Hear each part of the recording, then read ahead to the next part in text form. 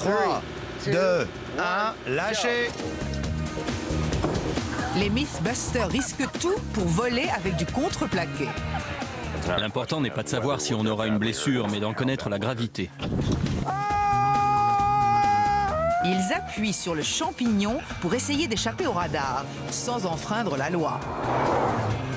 Ça n'a pas disparu. Ça t'étonne? Ben oui. Qui sont les Mythbusters? Il me manque un sourcil? Adam Savage Je rejette votre réalité et la remplace par la mienne. et Jamie Heineman. Fais coin-coin. Jamie n'est pas un mauvais génie. À eux deux, ils ont plus de 30 ans d'expérience dans le domaine des effets spéciaux. C'est vraiment trop marrant. Ils ne se contentent pas de recenser les mythes, ils les mettent à l'épreuve.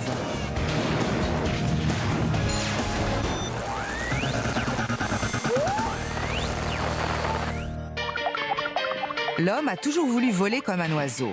Grâce au planeur, au deltaplane et au parachute, on peut voler sans être propulsé.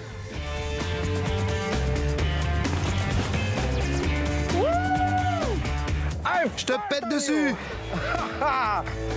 Mais est-il possible de s'envoler par accident?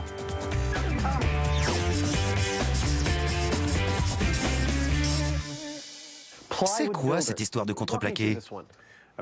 Il paraît qu'un ouvrier sur un chantier était en haut d'un bâtiment avec une planche de contreplaqué d'1,20 m sur 2,40 m dans les mains. Une bourrasque l'a fait tomber, mais il a réussi à s'accrocher à sa planche et à la contrôler. Il a amorti une chute de plusieurs étages et a atterri indemne. Super, un homme qui vole. Oui. Qu'est-ce que tu as prévu de faire? Buster va s'envoler avec une planche de contreplaqué et peut-être qu'après, on l'imitera aussi. Si jamais je saute dans le vide en m'accrochant seulement à ça, je préfère qu'on fasse pas mal de tests avant. Il faudrait faire des essais à une plus petite échelle pour savoir si ça a des chances d'amortir notre chute. C'est quand même plus prudent. Quelles que soient les pièces nécessaires, elles se trouvent sans aucun doute dans un coin de l'atelier de Jamie. Jouets, figurines... Rien n'est introuvable si on sait où chercher. Regarde, j'ai un type qui convient parfaitement. C'est un prototype de jouet conçu par Jamie. On devrait prendre celui avec la barbiche. J'aime bien sa barbiche.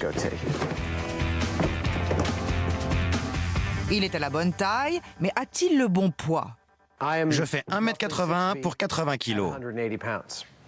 Je pensais que tu pesais 86 kilos. C'était pour faire plus simple. Je pèse bien 86 kg. Comme à peu près 85% des hommes, je fais 1,80 m, 80 kg. Si on réduit ça à l'échelle de ce jouet,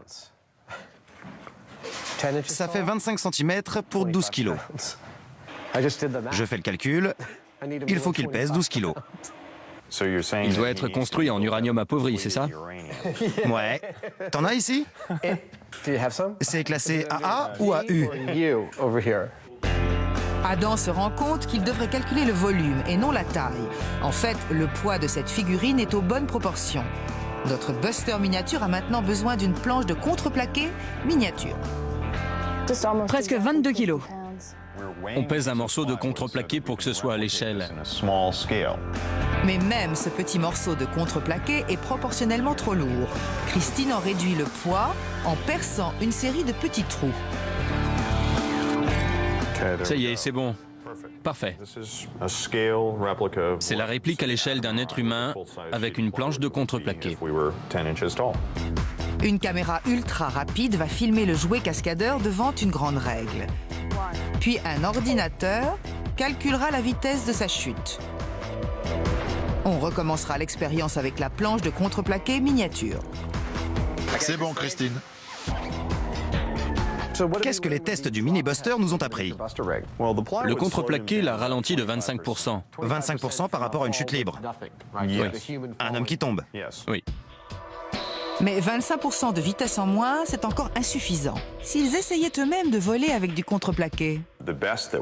À mon avis, on pourrait au mieux ne se casser que les bras et les jambes en épargnant le dos et le crâne. Ça me va. C'est trop dangereux pour Adam ou Jamie, mais pour Buster, cela fait partie des risques du métier. Il faut tout d'abord lui remplacer les mains par 2 pinces destinées à agripper le contreplaqué. On va voir si ça peut supporter le poids d'un homme. Buster a à peu près la même taille et le même poids que moi. Donc ça a l'air d'aller. Ça ne va pas te faire mal, Buster. Jamie soude les super pinces robotiques au poignet de Buster. Contreplaqué. D'après l'histoire, l'ouvrier tenait une planche de contreplaqué 5 épaisseurs au moment de s'envoler sans le vouloir. Ce matériau est fait de 5 feuilles de bois comprimées.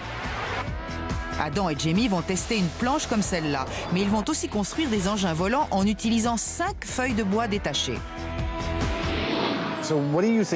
Comment comptes-tu utiliser tes feuilles de bois pour qu'elles offrent le plus de résistance au vent? J'avais d'abord pensé les déployer comme un ressort à lame pour augmenter la surface. Et tu te retrouveras à tourner comme un hélico en tombant. Ce qui n'est pas forcément une mauvaise chose, puisque les hélicos atterrissent mieux grâce à leurs hélices. Le tournoiement les aide à se soulever. Oui, mais les parachutistes en chute libre appellent ça la spirale de la mort. Oui, c'est vrai. Moi, je pense à toute autre chose. Tu pourrais courber les planches. Même si dans l'histoire de départ ne figure qu'une planche de contreplaqué 5 épaisseurs, Adam et Jamie sont attachés à leur projet. Ils pensent construire un meilleur moyen de voler en séparant les feuilles de bois.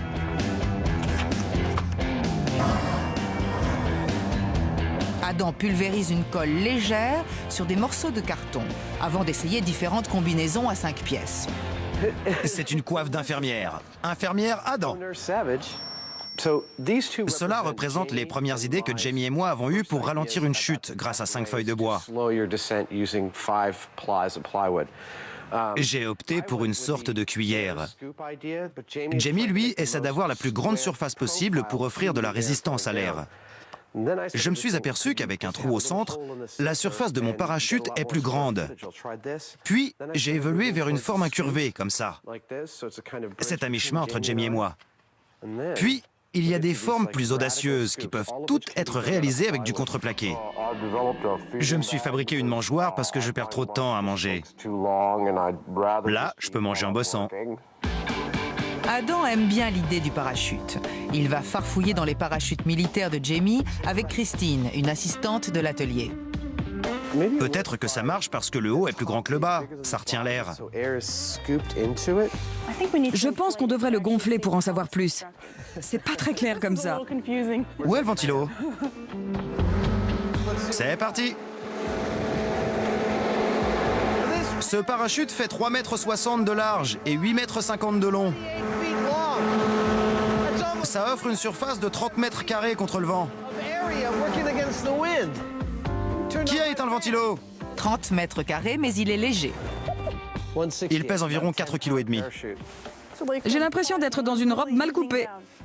C'est comme un sac de 4,5 kg. Le parachute pèse 5 fois moins que le contreplaqué de 22 kg, pour le double de la surface. Je pense que ça peut marcher. C'est quoi ton plan? Je ne sais pas trop. Un vrai parachute ou une seule voile? On peut tenter les deux.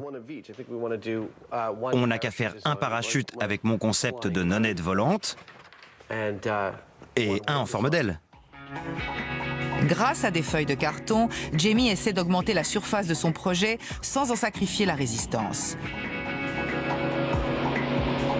Les maquettes à l'échelle de Jamie et de Adam sont prêtes. C'est l'heure de les essayer. On va tester les premiers prototypes qu'on a réalisés. Le mien ressemble à une coiffe de nonne. Et celui de Jamie est une grande planche. En principe, ça va nous donner une idée de leur efficacité avant qu'on essaie ça à taille réelle. Tout d'abord, le mini Buster tombe tout seul. 9/10. Puis la planche géante de Jamie ralentit sa chute. Enfin, légèrement. 1 seconde et 5 centièmes, c'est pas encore ça. Et maintenant, le parachute pentagonal de Adam. C'était pas mal. C'est le meilleur temps jusqu'ici, 1 seconde 48. Jamie est vexé de finir deuxième. Il retourne à ses calculs. Quand tu veux. 3, 2, 1... Il a tordu l'aile pour la faire tourner. 1 seconde 40. Pas mal, c'est parmi les meilleurs temps. Ouais. On a déterminé les deux qu'on allait fabriquer. Un parachute pentagonal et une aile comme celle-ci, étant donné qu'ils ont obtenu les meilleurs résultats. Ça marche. Les maquettes en carton ont eu leur utilité. Mais l'heure de vérité viendra quand on procédera au test grandeur nature. Scotty, Carrie et Tori sont des éléments irremplaçables de l'atelier. C'est immonde. À chaque fois que Adam et Jamie ont entrepris des expériences farfelues, leurs 3 assistants ont été présents pour les aider à réaliser les projets les plus extrêmes. Mais cette fois-ci, c'est à eux de diriger les manœuvres. J'ai pas confiance.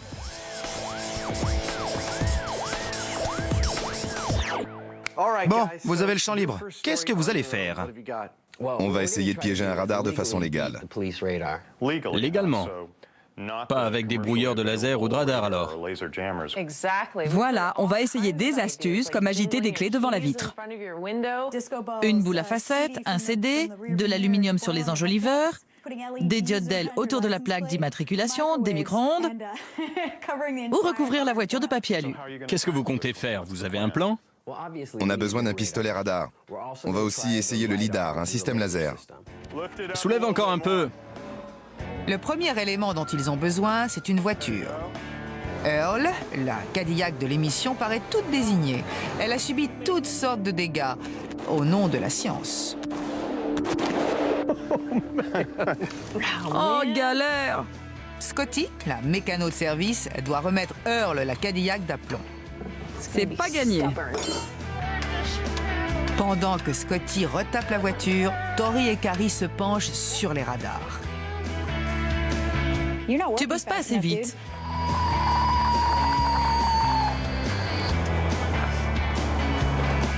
T'es monté à 25 km/h.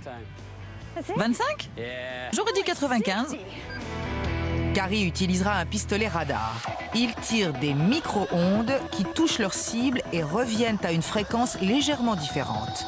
La différence de fréquence détermine la vitesse de la cible. Tori, lui, utilisera un pistolet laser, ou lidar. Il projette en 1 seconde des milliers de rayons de lumière infrarouge sur sa cible. On calcule la vitesse en comparant la distance entre chaque salve. Avant de procéder à de vrais tests, on va faire des essais sur cette voiture télécommandée. Mais avant de les faire, il faut savoir si les radars la repèrent. La voiture télécommandée monte jusqu'à 8 ou 10 km/h. 6,5? 8? Je l'ai repéré! Le radar détecte la voiture. Il faudrait essayer qu'il ne la détecte plus. Je construis des carrosseries supplémentaires. Maintenant qu'on sait comment marchent les radars, on va commencer les tests.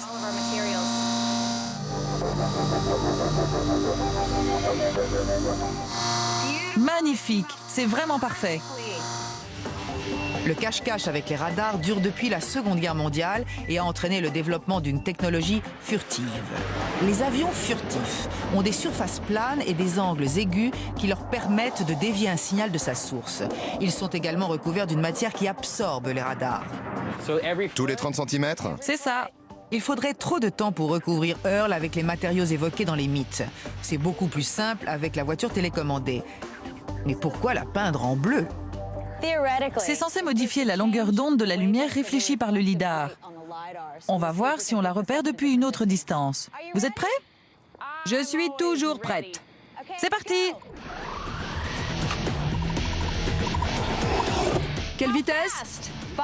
8 km/h, 9 près de la ligne. On se fera jamais arrêter en allant à 9 à l'heure. On la repère plus vite avec la peinture bleue que sans. C'est pas supposé absorber la lumière? Si, il paraît. On la repère plus vite. Méthode numéro 2. Le papier réfléchissant. C'est utilisé pour fabriquer des leurres en pêche. Ça trompe peut-être les poissons, mais est-ce que ça trompera un radar? Papier jaune réfléchissant, c'est parti! Le papier réfléchissant ne marche pas en ce qui concerne la voiture télécommandée. Je la repère même plus rapidement. C'est pareil pour moi. Je la repère à 15 mètres. Jusqu'ici, tout va mal. L'histoire qui revient la plus souvent est celle du papier aluminium recouvrant une voiture. On va donc recouvrir notre petit bolide. Quand tu veux. 11 mètres. Ça fait quelque chose? Je la repère encore plus tôt. C'est pas un bon moyen d'éviter une amende. Il paraît qu'une diode d'aile peut troubler les lidars. Je vais donc fixer une diode sur la voiture. Partez! Les rayons infrarouges d'une DEL sont censés perturber ceux d'un lidar. La diode a fait quelque chose? Apparemment, aucun effet sur le laser. Il n'y a pas de différence énorme. Mais il y a quand même 3 mètres de moins. Il faudra voir ce que ça donne sur Earl. Ce sera peut-être 1 kilomètre à son échelle. Ils enchaînent avec une peinture qui est censée absorber les ondes du radar. La voiture croule sous le poids du fer. Ça s'applique comme un glaçage. C'est une peinture si chère que si on a de quoi se la payer, on a carrément de quoi payer ses amendes pour excès de vitesse. La peinture est si lourde que la petite voiture n'arrive pas à démarrer. N'abandonne pas, Scotty. Elle avance à peine. Est-ce que cette légende serait bidon avant même que Earl ne sorte du garage? Je les trouve toutes cool. Est-ce qu'elles ont eu un effet sur le radar? Elles ont toutes été détectées. Le papier réfléchissant ne marche pas non plus, au contraire. Il est censé dévier les rayons laser, mais il les renvoie encore mieux. On va passer à des astuces plus renommées, comme la peinture noire et l'aluminium, ainsi qu'à d'autres techniques.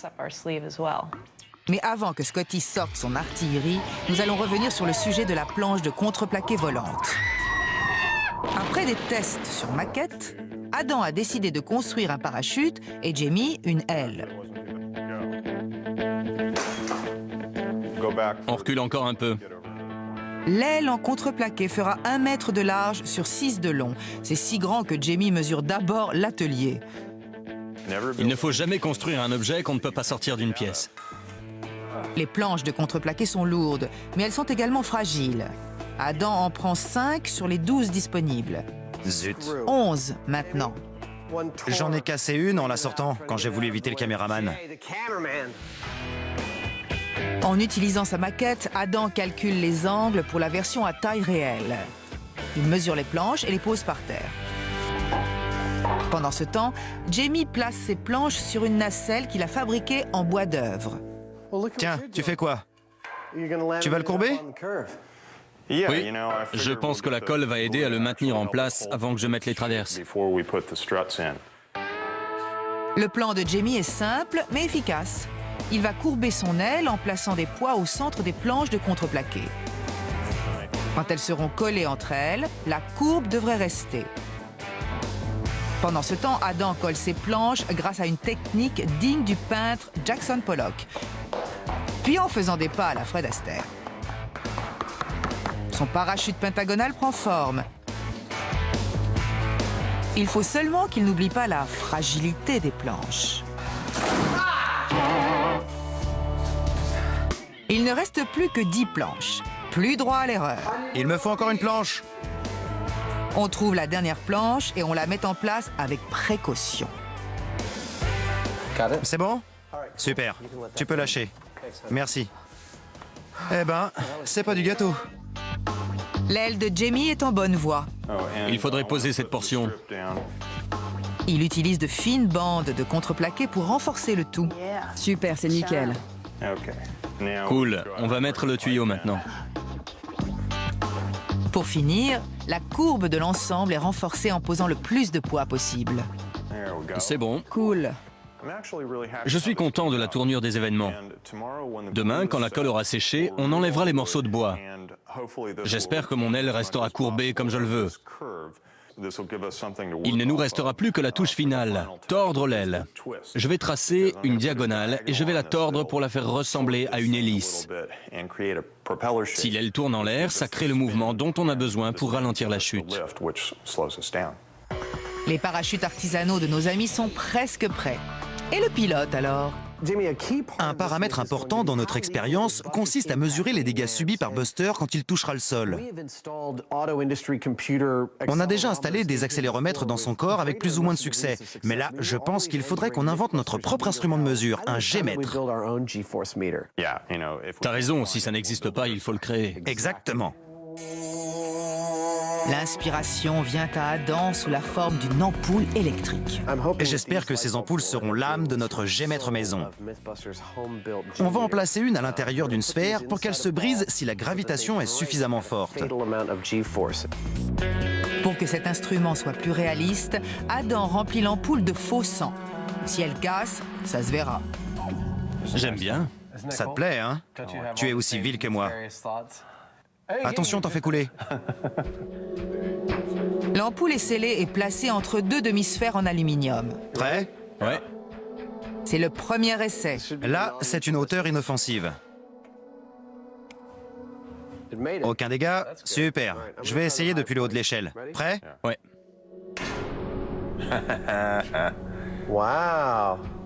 C'est gore. C'est une vraie boucherie.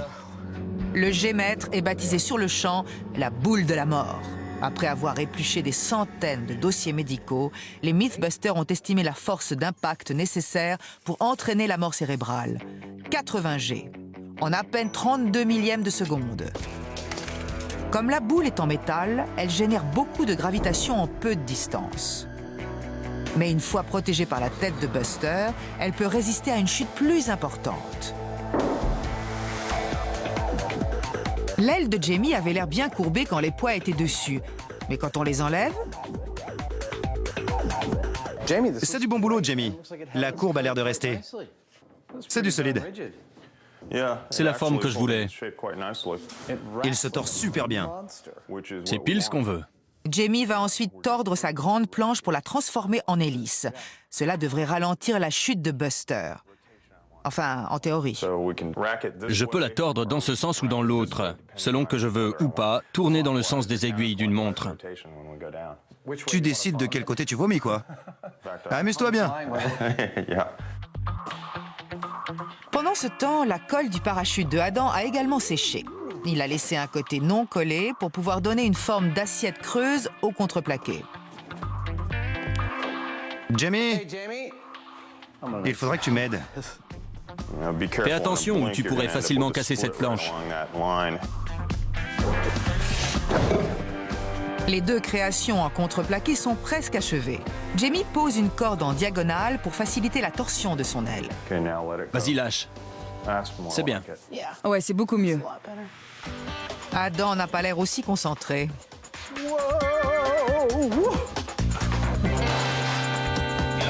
Il n'est guère surprenant de voir qu'il n'a pas mesuré son parachute pour s'assurer qu'il sortirait de l'atelier.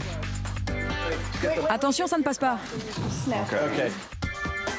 L'aile de Jamie est allée sans problème de l'atelier au camion, mais c'est plus délicat pour l'œuvre de Adam.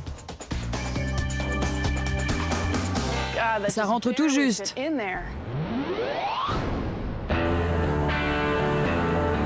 Les tests vont avoir lieu sur la base de Hamilton, à 1 heure au nord de San Francisco. Je veux la même chez moi. Cette base a été fermée en 1976, après avoir été utilisée par l'aviation militaire américaine pendant 47 ans. Pas mal. L'ancienne tour de contrôle est l'endroit idéal pour le lâcher de Buster. On aura besoin de la grue pour monter ici. Elle est là pour ça, il n'y a pas de problème. C'est parfait. On va faire des tests avec Buster, en l'équipant d'objets censés l'aider à survivre à une chute de plusieurs étages.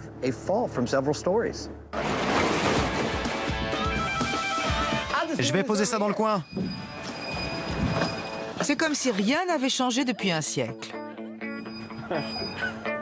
Nous allons installer cette règle pour la caméra ultra rapide. Les tests vont encore avoir lieu devant cette grande règle. Un ordinateur branché à la caméra ultra rapide va calculer à quelle vitesse Buster tombe. Rien de tout cela ne serait possible sans ce solide gaillard. Il n'a pas l'air inquiet. Il ne sait pas ce qui va lui tomber dessus. Transport de troupes. Quand Buster tombera, la boule de la mort nous indiquera s'il est vivant ou pas. Fais attention à lui, il a un cerveau maintenant. On va utiliser la grue pour soulever Buster et le lâcher sur simple commande. Une fois en position, appuie sur le bouton bleu avant de débloquer le cran de sûreté. D'accord. Une fois que t'as fait ça, t'as plus qu'à relâcher. D'accord. Pour être sûr que Buster est le seul à tomber, Jamie s'attache à la grue avec un harnais. Si jamais la grue se renverse, je ne pourrai pas m'échapper et je périrai en même temps. Passe ça sous tes fesses. Ce spectacle vaut bien une saison entière. Ça y est. Buster commence une ascension de près de 20 mètres. Il va y passer. Pour avoir un point de référence avec les autres expériences, Buster va d'abord tomber en chute libre. Ça risque de faire mal.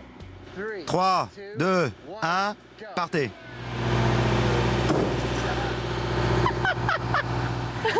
J'étais allongé à côté et sa chute a fait trembler le sol. Je m'en lasserai jamais. La caméra ultra rapide révèle que Buster atteint une vitesse d'environ 55 km/h au moment de toucher le sol.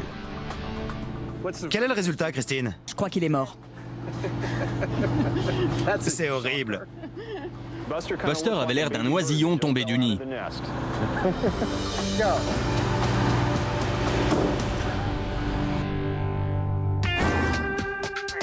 Depuis que la police a commencé à utiliser des radars dans les années 60, des rumeurs ont circulé sur les moyens légaux de les tromper. Vous êtes prêts?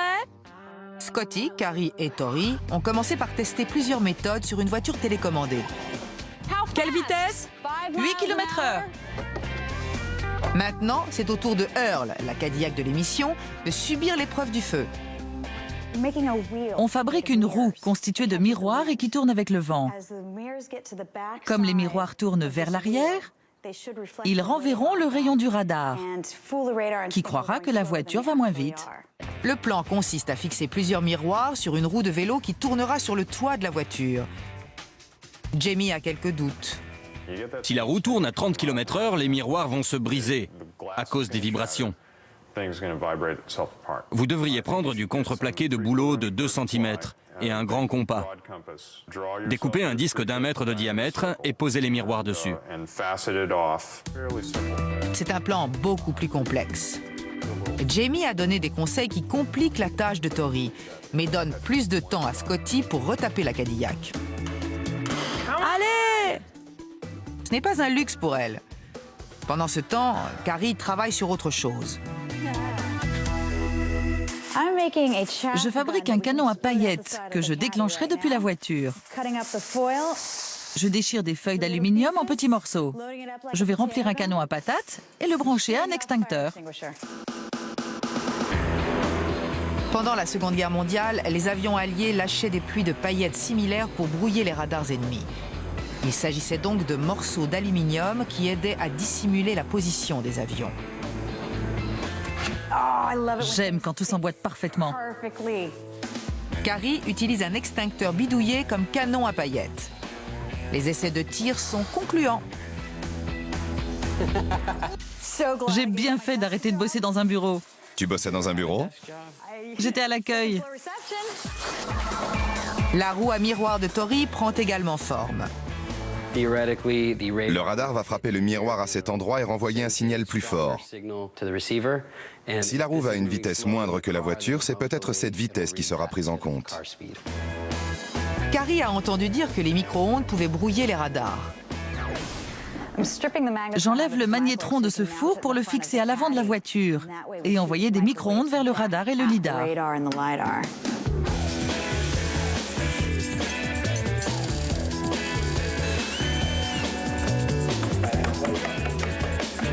Si ça ne trompe pas le radar, ça fera peur aux flics. Les diodes n'ont pas trompé le lidar quand elles étaient sur la voiture télécommandée. Mais Tori veut quand même réessayer. Il installe 300 diodes sur la plaque d'immatriculation de la Cadillac. Notre bolide est prêt à prendre la route. Manège à miroir, prêt. Canon à micro-ondes, prêt. Si j'étais toi, je m'éloignerais de ce machin. Canon à paillettes, prêt. Plaque d'immatriculation à diode prête. Voiture plus ou moins prête. J'ai pas confiance. Nous voilà sur le terrain d'entraînement de la police de l'autoroute californienne.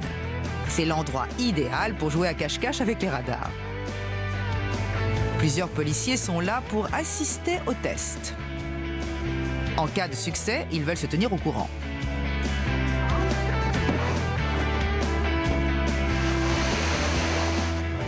Ils vont halluciner. J'ai entendu parler de conducteurs qui renvoyaient les rayons du radar avec un CD ou avaient posé des diodes sur leur voiture. Est-ce que ça marche? Non, et en plus, c'est illégal. Ah bon? On n'a pas le droit d'accrocher un objet au rétro, sinon ça distrait le conducteur. Puisque vous arrêtez les conducteurs qui accrochent un CD à leur rétro, je suppose que vous arrêteriez quelqu'un qui a mis une boule à facettes. Oui, j'aimerais voir ça. On va commencer par essayer toutes les techniques les plus débiles à la fois. Accroche ce CD. Tous ces objets brillants vont prétendument capter les rayons du radar et les disperser. Donc ça, c'est illégal. Mais c'est tellement cool! Tu pourras agiter tes clés? Vise le radar. C'est vraiment débile. Pendant les tests, Scotty roulera à une vitesse constante de 80 km/h.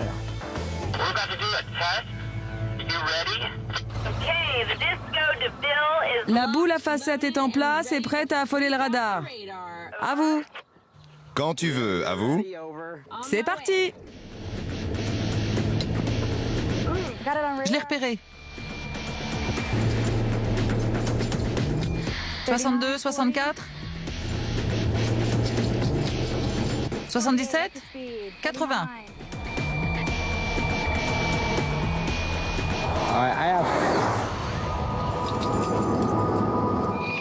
J'adore ce bruit. Alors les clés, la boule à facettes, le CD, c'est du bidon. Que dalle. Ça t'étonne? Bah oui. On va recouvrir les enjoliveurs d'aluminium. D'accord. Prochaine méthode, l'aluminium sur les enjoliveurs. Vas-y, Scotty.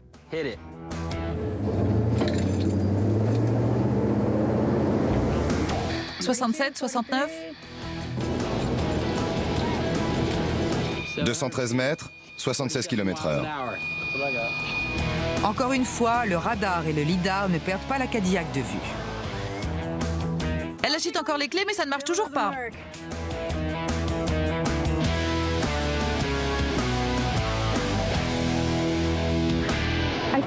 Les gens pensent peut-être que les rayons du radar vont se perdre dans les aspérités de l'aluminium. Mais pour moi, c'est un miroir géant. On pourra voir la voiture depuis l'espace. Soit elle va super vite, soit je la repère plus tôt. Combien? 76. Oui. Chaud devant. On t'a chopé. Peut-être que les diodes peuvent éclairer la situation. Voilà ta plaque à infrarouge. Parfait.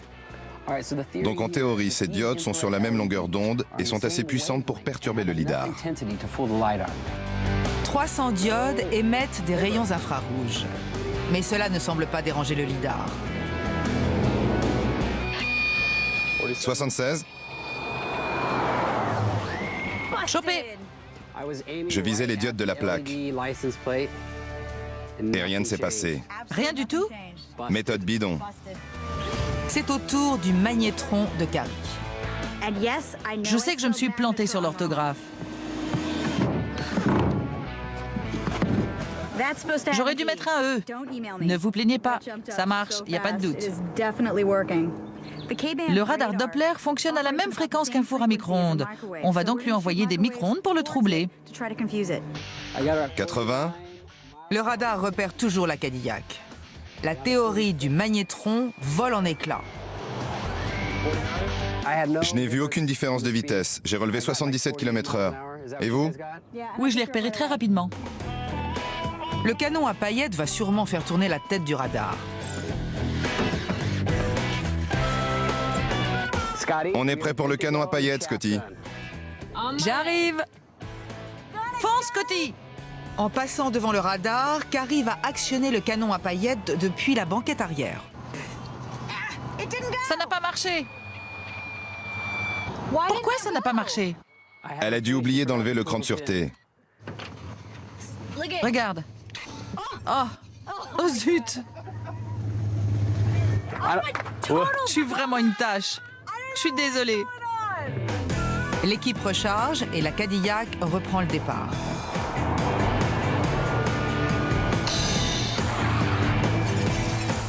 Cette fois-ci, Carrie a tiré au bon moment, et ça n'a encore eu aucun effet. Tout est parti sur le côté. L'amende pour avoir sali la route coûte plus cher que l'excès de vitesse.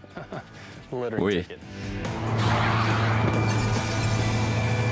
On passe à mon engin préféré, la roue de la mort. Les miroirs de la roue de la mort vont à une vitesse moindre que la voiture. Le radar prendra-t-il en compte la voiture ou les miroirs?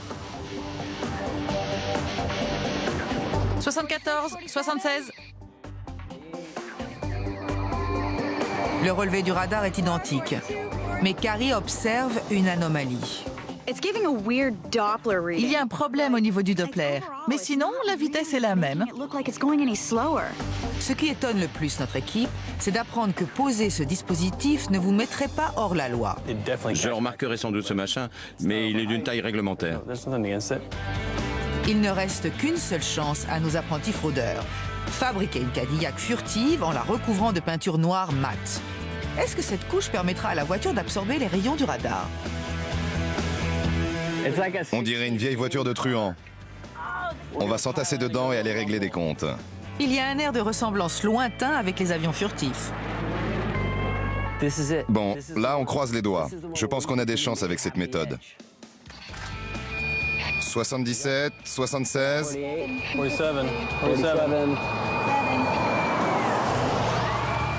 C'est bon.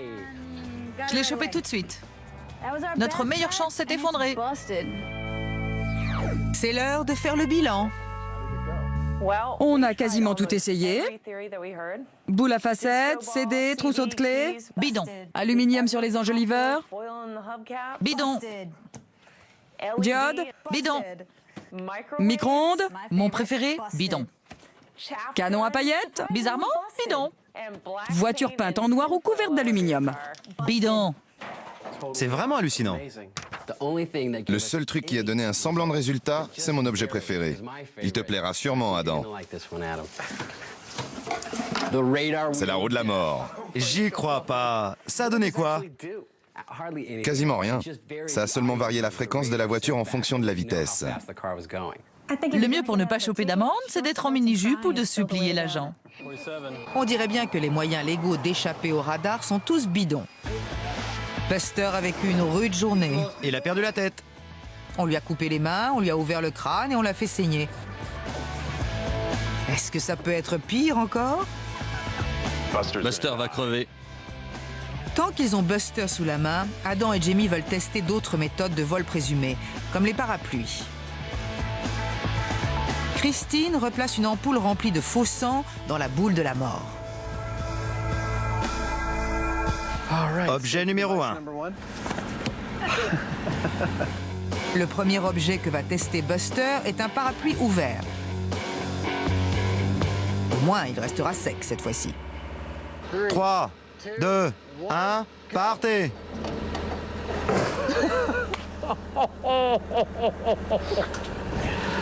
C'était super, Jamie, descends. Ça a bien tenu le coup. Je suis curieux de savoir si ça a ralenti sa chute. La première fois, il était tombé à 56 km/h. Là, je parierais sur 53. T'as réussi à le voir de là-haut? Ouais.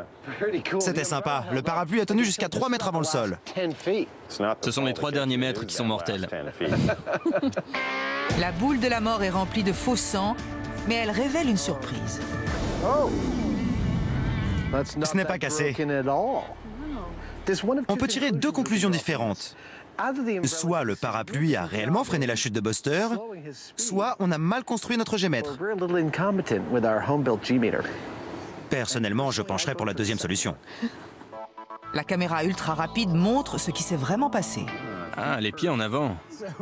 Comme le parapluie l'a fait tomber droit, il est allé plus vite, 61 km/h. Et pour l'impact alors? La vitesse n'est pas le seul paramètre d'une chute. La position du corps au moment de l'impact influe sur les dégâts subis. Lors de sa chute libre, Buster a touché le sol avec sa tête et son corps en même temps. Même s'il est tombé plus vite avec le parapluie, son corps a absorbé le choc et a réduit l'impact sur sa tête. La boule de la mort s'est seulement craquelée. À ce niveau-là, t'es quand même mort. C'est sûr. Essayons le grand parasol maintenant. D'accord. Prête? Oui.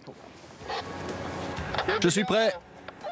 5, 4, 3, 2, 1, lâchez!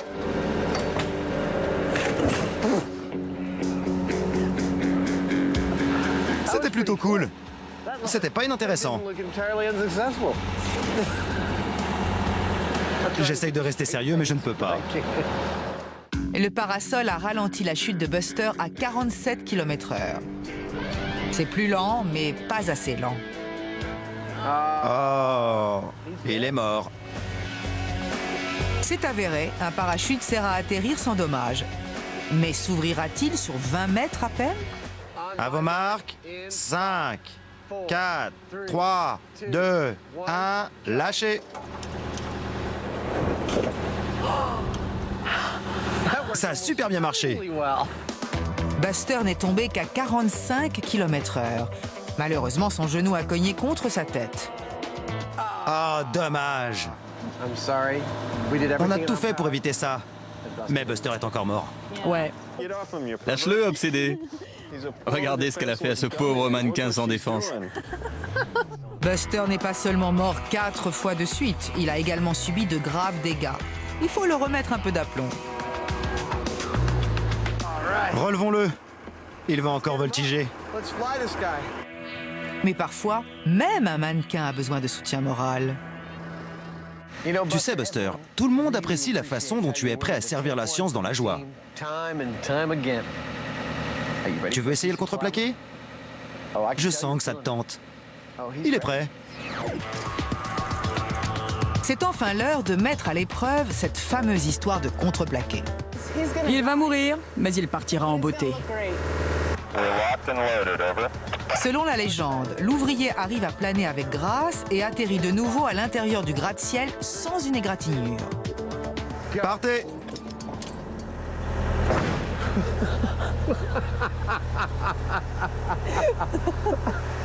Dommage, il va me manquer. Le contreplaqué n'a pas ralenti la chute de Buster, mais l'a accélérée. Il est tombé à presque 60 km/h. Son corps a coupé la planche de contreplaqué en deux.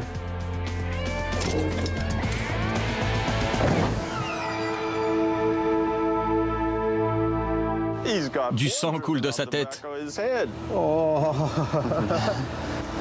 T'arrives à t'habituer au sang, Christine? J'ai toujours un peu de mal.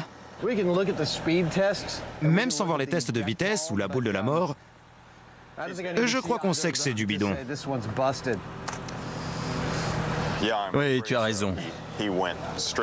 Il est tombé tout droit, sans être dévié,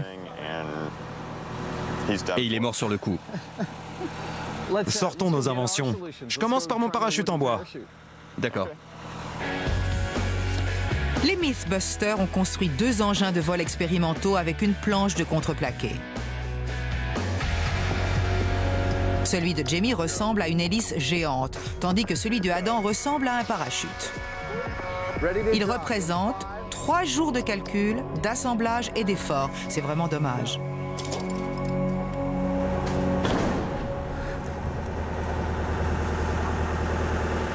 Ça n'a servi à rien du tout. Voilà pourquoi on ne construit pas de parachute en bois. Bah, ça valait la peine d'essayer. C'était pas mal. Ça a à moitié marché. Je me console en me disant que ton engin va lamentablement se planter. T'as sans doute raison, mais on ne sait jamais. On ne sait jamais. Jamie pense que son hélice va permettre à Buster de planer. 4, 3, 2, 1, partez!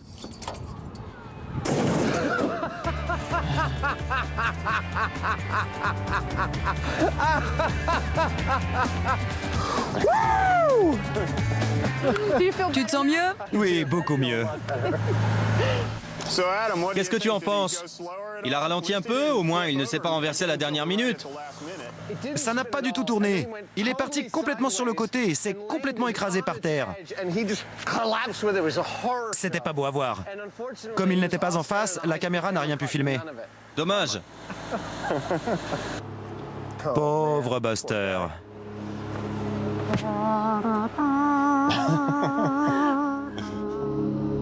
Buster a rendu l'âme. Voyons si un Mythbuster peut voler. Adam et Jamie tendent un câble entre la tour de contrôle et la grue. Celle-ci recule pour tendre le câble. Stop!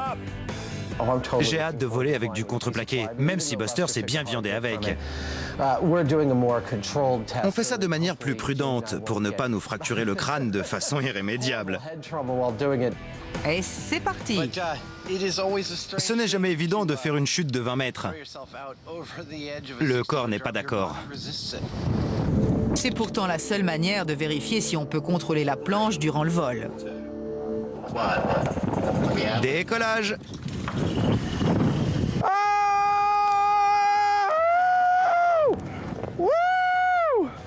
Je te pète dessus!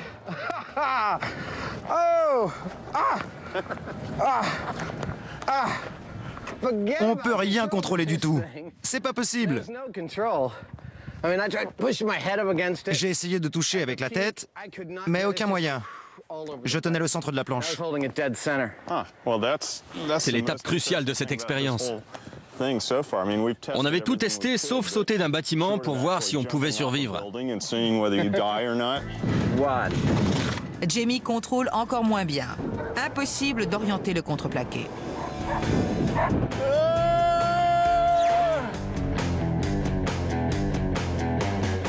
Buster a apporté de bonnes réponses à la question. Comment survivre à une chute de 20 mètres? Tu peux nous en dire plus, Jamie? Sans surprise, c'est le parachute qui a le plus ralenti Buster, avec 45 km/h. Juste derrière, le parasol, avec 47 km/h. Ce qui m'a étonné, c'est que le contreplaqué n'a servi à rien du tout. Il s'est même cassé sur le dos de Buster. Nos engins n'ont eu aucun effet non plus. Du point de vue du contrôle et du point de vue de la vitesse d'impact, on a démontré sans conteste que ce mythe était bidon. Tout à fait. C'est bidon. Encore un autre mythe bidon. Désolé, Buster.